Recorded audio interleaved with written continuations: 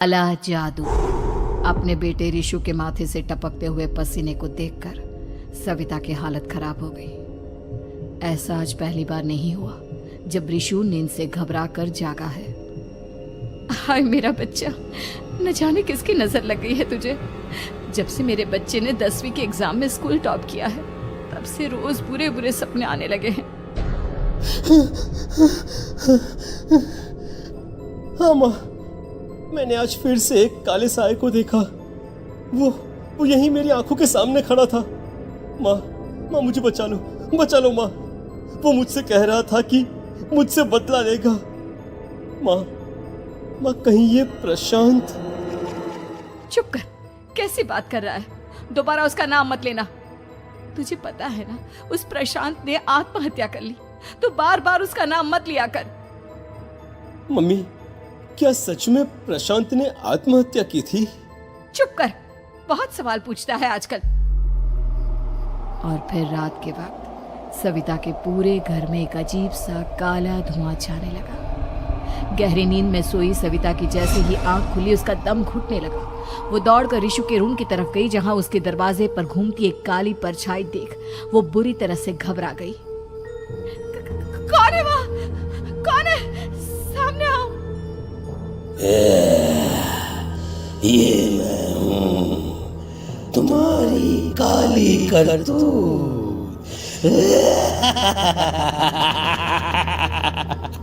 और अब मैं तुम्हारे बेटे को ले जाने आया हूँ। नहीं, मेरे बच्चे को छोड़ दो प्लीज। मेरे रिशु को कुछ मत करना। वो परछाई रिशु के कमरे में घुस जाती है। सविता भी उसके पीछे पीछे दौड़कर जाती है और देखती है कि अब वो साया साफ नजर आ रहा था। वो सर से पैर तक खून में सना हुआ था और उसके शरीर के सारे अंग कटे फटे हैं। क्या चाहिए तुम्हें? तुम जो बोलोगे मैं करूंगी, लेकिन मेरे रिशु को छोड़ दो। उस परछाई ने रिशु को गर्दन से पकड़कर दीवार के सहारे हवा में उछाल दिया। रिशु जोर जोर से चिल्लाने लगा। माँ बचाओ मुझे, बचा लो माँ। ये मुझे मार डालेगा। माँ मुझे बचा लो माँ। नहीं ऐसा मत करो। मुझे मार दो लेकिन मेरे बच्चे को छोड़ दो। मैं तुम्हारे आगे हाथ जोड़ती हूँ।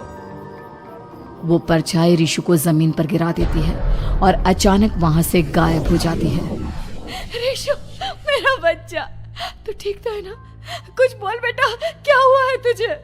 मैं ठीक हूँ माँ। क्या हुआ था यहाँ पर? कुछ नहीं बेटा, कुछ नहीं। तू परेशान मत हो।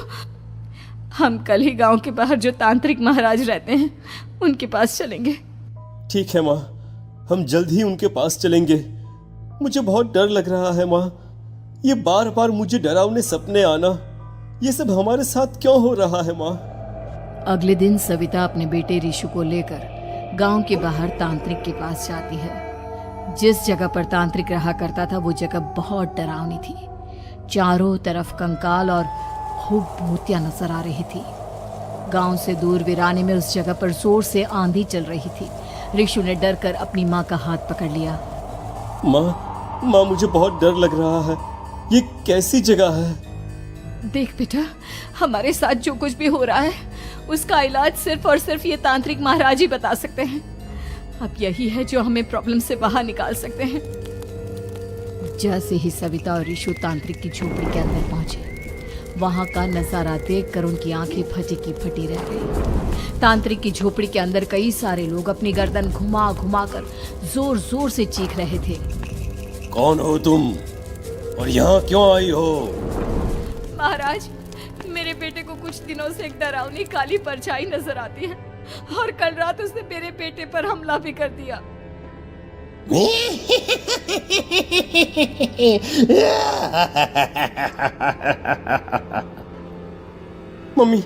मम्मी हमें यहाँ से चलना चाहिए। ये जगह मुझे ठीक नहीं लगती। नहीं बेटा, ऐसा नहीं कहते। रुक जाओ, 2 मिनट के लिए रुक जाओ। क्या कहा? काली परछाई? तुम्हारे बेटे पर किसी काली परछाई ने हमला किया? हाँ महाराज, वो कह रही थी कि वो मेरे बेटे को कुछ कर देगी। कोई उपाय बताइए महाराज, मेरे बेटे के साथ कुछ गलत नहीं होना चाहिए। तुमने किसी दूसरे के साथ गलत किया है। तो तुम्हारे साथ भी गलत होकर ही रहेगा। तुमने किसी की जान ली है, किसी को मार डाला है तुमने। नहीं महाराज, मैंने ऐसा कुछ नहीं किया। मैंने किसी की जान नहीं ली। मुझे कोई उपाय बताइए। लगता है तुम इतनी आसानी से नहीं मानोगी। मैं तुम्हें अभी उस काली परछाई से मिलवा देता हूँ और वही सारा सच तुम्हारे सामने लेकर आएगा। सविता और ऋषु ने डर के मारे अपनी आंखें बंद कर ली। तभी अचानक तांत्रिक की झोपड़ी में अजीबोगरीब आवाजें गूंजने लगी। सविता और ऋषु बुरी तरह से कांप रहे थे। आंखें खोलो और अपने सामने देखो। क्या यही है वो जिससे तुम कल रात को मिली थी?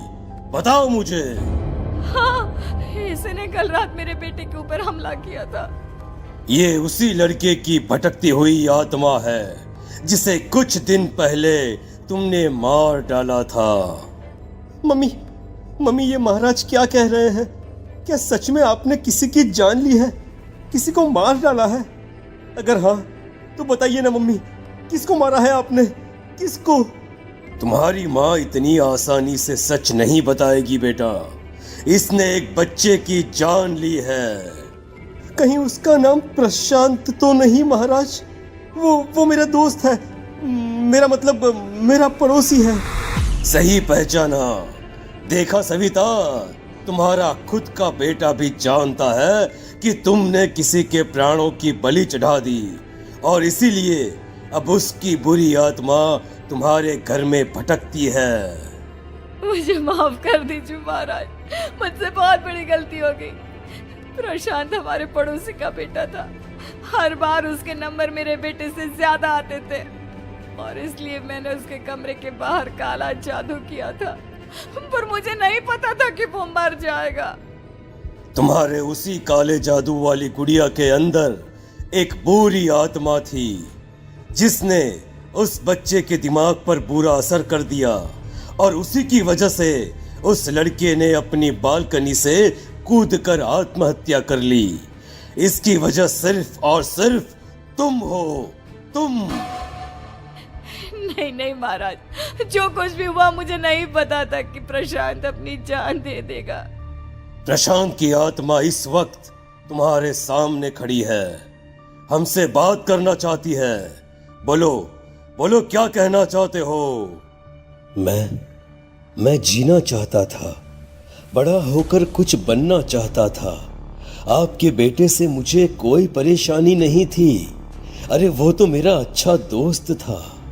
मुझे माफ कर दो बेटा, मुझसे बहुत बड़ी गलती हो गई, मुझे माफ कर दो। माफ करने से मुझे वापस जिंदगी नहीं मिल जाएगी। मेरे माँ बाप आज भी मेरे लिए रोते हैं। आपने मेरे साथ बहुत गलत किया है, बहुत गलत। और तभी अचानक प्रशांत की आत्मा वहां से गायब हो जाती है। सविता जोर जोर से रोने लगती है। सुन लिया तुमने? ये तुम्हारे अपने ही किए हुए पाप हैं जो इस तरह से तुम्हारे सामने आ रहे हैं। माँ, ये आपने अच्छा नहीं किया। सिर्फ 10th बोर्ड के एग्जाम में मैं टॉप कर पाऊं, इसलिए आपने मेरे दोस्त के ऊपर काला जादू कर दिया। नहीं मम्मी, नहीं, अब हम कभी खुश नहीं रह पाएंगे, कभी नहीं। मेरे दोस्त की आत्मा को कभी शांति नहीं मिलेगी मम्मी, कभी नहीं। लेकिन मैंने जो कुछ भी किया सिर्फ तुम्हारे लिए किया। वो लड़का हमेशा फर्स्ट पोजीशन पर आ जाता था और इस वजह से हमेशा तुम्हारे मार्क्स कम पड़ते थे।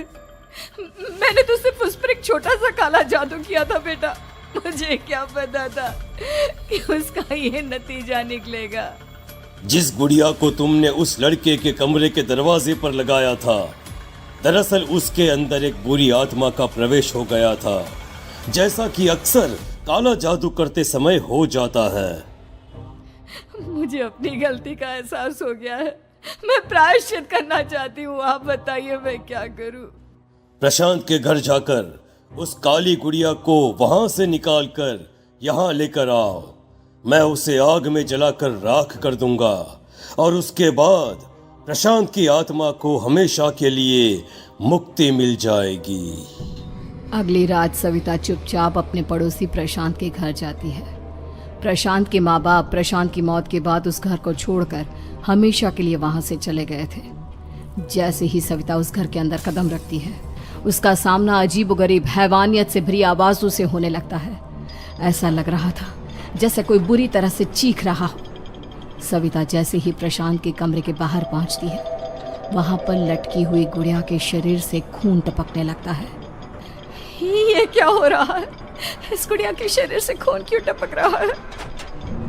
सविता हिम्मत करते हुए उस गुड़िया को वहां से उतारने की कोशिश करती है, लेकिन तभी अचानक से बहुत भयानक दिखने वाली औरत उसकी आंखों के सामने आकर खड़ी हो जाती है। मैं यहाँ से कहीं नहीं जाऊंगी, और अगर तूने मुझे यहाँ से हटाने की कोशिश की तो मार डालूंगी मैं तुझे। नहीं नहीं, मुझे तुम्हें यहाँ से ले जाना ही होगा, नहीं तो मेरा बेटा, उसकी जान को खतरा है। मैं तुम्हें नहीं छोड़ सकती। अगर तुम्हारे अंदर हिम्मत है तो मुझे इस घर से बाहर ले जाकर दिखाओ। और ऐसा कहकर वो औरत सविता के ऊपर हमला कर देती है और उसे हवा में उछाल उछाल कर जमीन पर पटकती है।